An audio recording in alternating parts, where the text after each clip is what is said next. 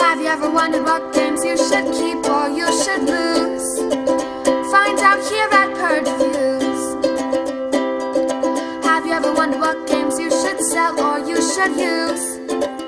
Find out here at Purge Reviews. Find out on our top 10 list what games you cannot miss. Don't forget to subscribe to Purge Reviews.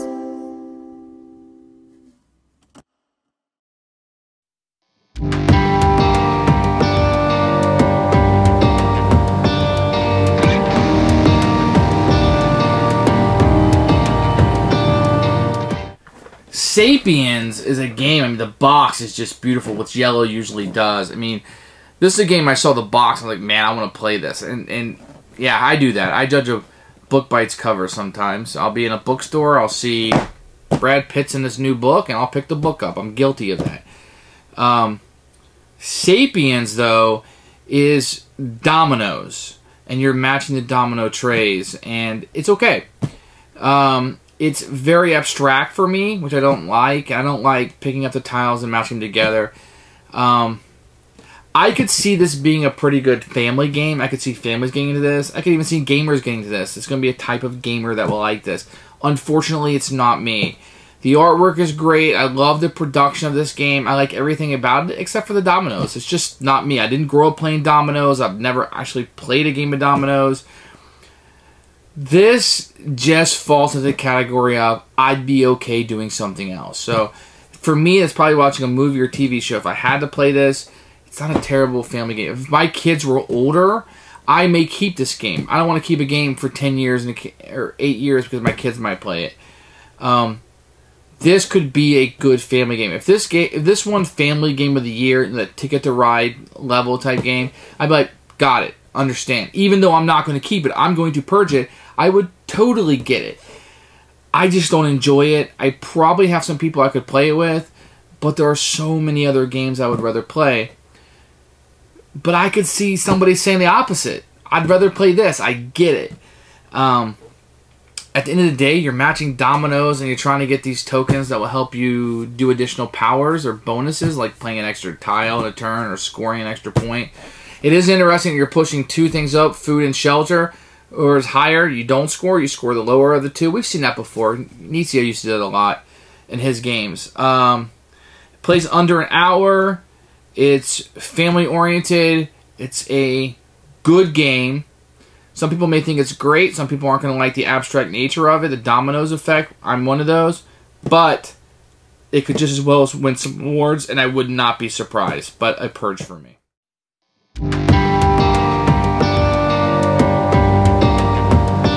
Okay, so we're going to look at the components for Sapiens, but first I have to point out just how beautiful of a box this is.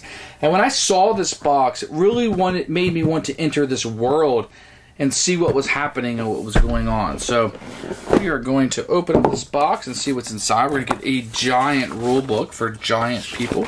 Very colorful with a lot of pictures. We're going to get a board that will track, what else? Victory points! Okay. Then we will have a modular board that can be put together. Boo, boo, boo, boo, just based on whatever. So we get a few of these. These are very nice cardboard and very thick.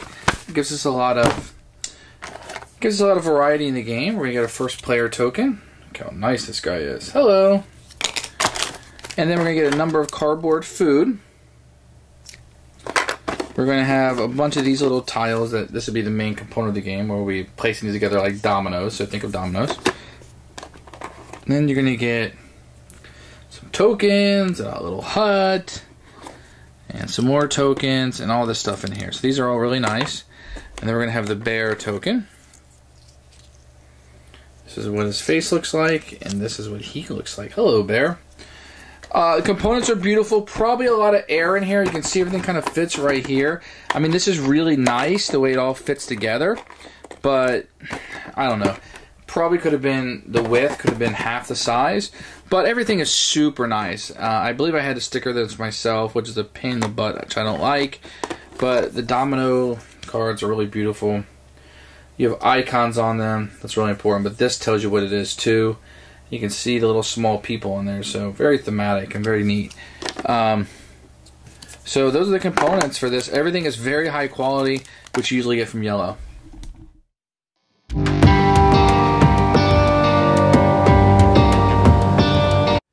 The rules are super simple to understand. I had no problems with them. I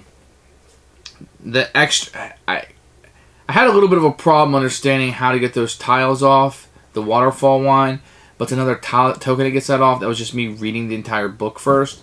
The game flows very easily, and it makes sense if you play dominoes and matching those up.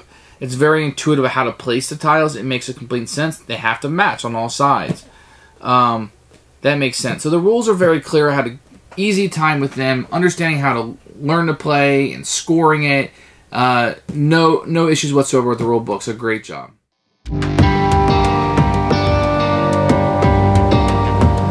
This is kind of how the game will be set up. Everybody will get their own two boards. These are puzzled together, as you saw in the components.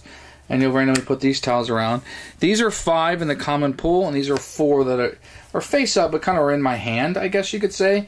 And there'll be multiple of these. So with this will be a common pool, but this is all my stuff. And then you'll have the scoreboard, which I'm not going to refer to very much. It's just a scoreboard. So on your turn, when the game first starts, you're going to place one of these and get one of these tiles. Anytime you get one of these tiles, they basically give you victory, or not victory points, special powers. So one might, like the bone, allows you to do an extra tile. The water can let you swap tiles.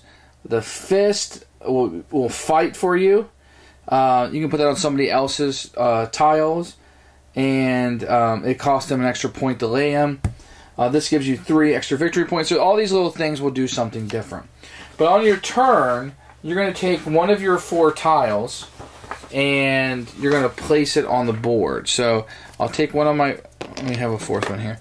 So you take one of your tiles on the board. Wherever you place it, it has to match on all sides.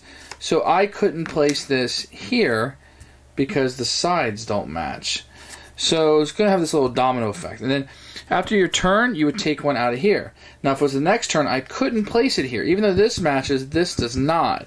So setting yourself up maybe like this your first move, and being able to do this on the next move would maximize your points, perhaps. So that might be a good move for you down the line. Now, what's going to happen is you're going to earn food points each time you cover up one of these spaces. Each space on the board is going to have a number on it, and that's going to be food points. Going to be your victory points. In addition,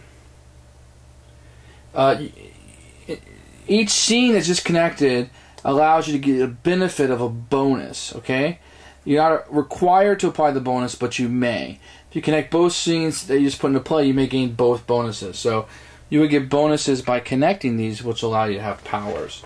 That can be very, very powerful for you. And then what you would do after you take one from here to make sure you have 4, you just refill it up.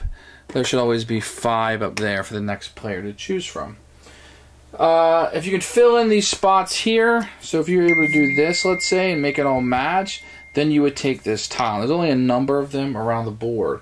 But these tiles can be game changers because they let you kind of break the board, if you will. So, I mean, the majority of the game is just kind of matching these tiles up the best that you can do.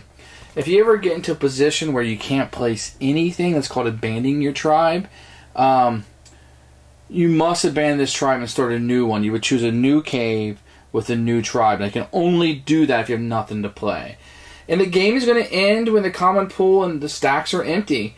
You're going to add up your points and you're going to see who wins. The game is fairly simple. These powers, like for this one, for example, each one FP, in addition to the FPs normally gathered by laying the tiles. So you're going to get an extra food point, which is a victory point for each tile. So this can be very powerful. The stone, like I said earlier, allows you to take a mountain token. You can claim any mountain token covering either a cave or a waterfall on your board. So that's how you're going to get this one up here that's not connected to anything, by taking this. And this one, if you ever played it, you can lay a second tile. You can only usually lay one. It'll allow you to do a second tile. So it's going to be very, very powerful for you. At the end of the game, you count up your points, you remove your token on the score track. that reach the higher token. So every time you score a point, you're going to score a point for, let's say, orange. You'll move orange up and you, on the score track based on what you're actually scoring. So you'll be scoring your second highest. So it's interesting how it plays through. You just have to, here's your shelter one that will go up. So whichever one gets higher, you take that one off the board and you score the second one. So you kind of want to progress them up both as quickly as you can, but you want to do it together. And that can be a little bit of a rub or a trick trying to do that as quickly as possible. That's pretty much Sapiens. I mean, it's a dominoes game. You're going to be matching these up and positioning yourself based on what's out there. Now, the more players you have in the game, the less control on your turn. You know, 3 of these could be gone by the time it's your turn. People can take stuff just to screw with you too. So it's a fun little abstract game, and that's how it plays for the most part.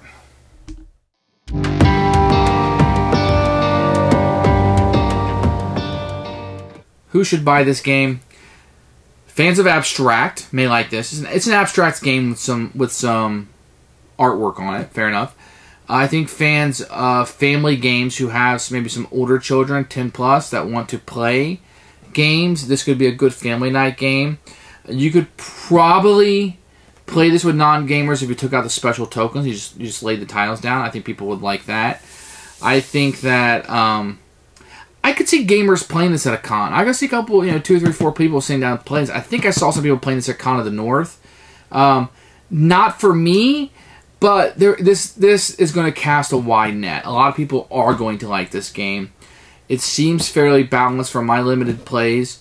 It's a beautiful box, and I like the artwork inside it. They took a lot of care to the tiles to make sure they put the little caveman on everything. Just a really well-produced game, but not one for my taste in gaming. It's going to be a Purge.